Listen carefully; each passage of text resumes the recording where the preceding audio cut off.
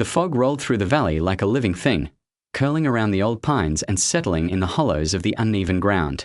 Marla had never been here before, not in all her 29 years, and yet something about the place felt inexplicably familiar, as if it had been waiting for her all along.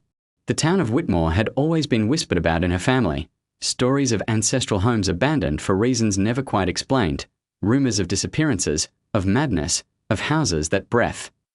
She tightened her scarf and braced herself against the cold wind that seemed to push her toward the looming silhouette ahead. The house.it was more than imposing. It was alive in some intangible, menacing way. Dark ivy climbed the walls like veins, wrapping around broken shutters, crawling toward the roof. The windows, covered in grime and dust, seemed almost like eyes, watching, waiting. And yet, there was something hypnotic about it, a pull Marla could not resist. Her grandmother's letter had been insistent. Go there. Unlock the past. Face what breathes in the night. She had tried to ignore it, to dismiss the cryptic words as the ramblings of an old, fading mind. But the letter had arrived again, one morning, unmarked and unsigned, folded neatly in brown parchment with that familiar scratch of her grandmother's hand. Marla's boots crunched against the gravel drive as she approached the front steps. Every instinct screamed to her to turn back, to abandon this folly, but the air around her seemed to pulse with a rhythm, like the inhale and exhale of some great slumbering beast. The door was massive, made of dark oak, and stained with age. She reached out with trembling hands and pushed it. It groaned, a low, living sound, like a sigh escaping a throat that had held its breath for decades. Inside, the air was thick with dust and the smell of decay. Marla coughed, blinking against the dim light filtering through the grime of the windows. The house was vast, cavernous, filled with shadows that seemed to move just out of the corner of her eye.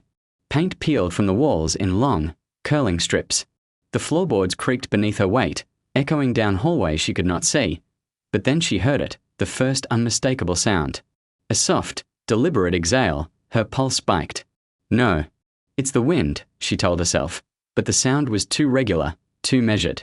It came again, deeper this time, like the inhalation of something enormous, something waiting. Marla's curiosity drew her toward the grand staircase. The banister was carved with twisting shapes that seemed almost alive under her fingers.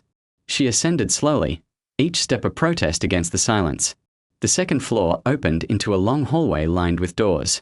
One door at the very end was slightly ajar, a faint light flickering within. She approached. The exhaling had grown louder, now joined by the faintest whisper, almost like a breath escaping a mouth, or a lung releasing its final sigh. She reached out and pushed the door open fully. The room was empty, save for a single antique mirror standing against the wall. Its glass shimmered oddly, as if it were wet. Marla stepped closer, drawn by the reflection. Her own face stared back, but something was wrong. Her reflection smiled, a slow, knowing curl of the lips that she did not make. She stumbled back, her heart pounding. And then the house exhaled, louder this time, a wet, gurgling breath that seemed to ripple through the floorboards and walls. The mirror fogged from the inside, as if the room itself were breathing, alive and sentient. Marla spun around. The hallway was darker now, impossibly long, stretching into shadows that moved against the logic of space. And in the corner of her vision, the walls seemed to bulge and recede rhythmically, like the chest of some slumbering giant. A whisper reached her ears, not from any mouth, but from the walls themselves. You should not be here. Her scream caught in her throat as the door slammed shut behind her, the sound of it echoing like a drumbeat. And then the exhaling grew louder still, deeper, hungrier, patient. Marla knew in that instant she had crossed the threshold. The house was no longer just a building. It was watching, breathing, aware. And it had been waiting for her. Something tapped at the mirror. Slow, deliberate, as if testing her. Marla's reflection now moved independently, reaching out with its hand, and then whispered, though no lips moved, "Come closer, we've been waiting." The last thing she remembered before the lights went out was the house inhaling, and then a pressure in her chest, as if the walls themselves had drawn her breath into them, and then, silence. Marla opened her eyes. She was no longer in the room.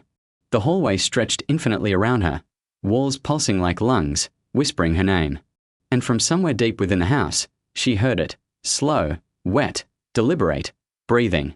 Something in the dark was alive, and it had noticed her.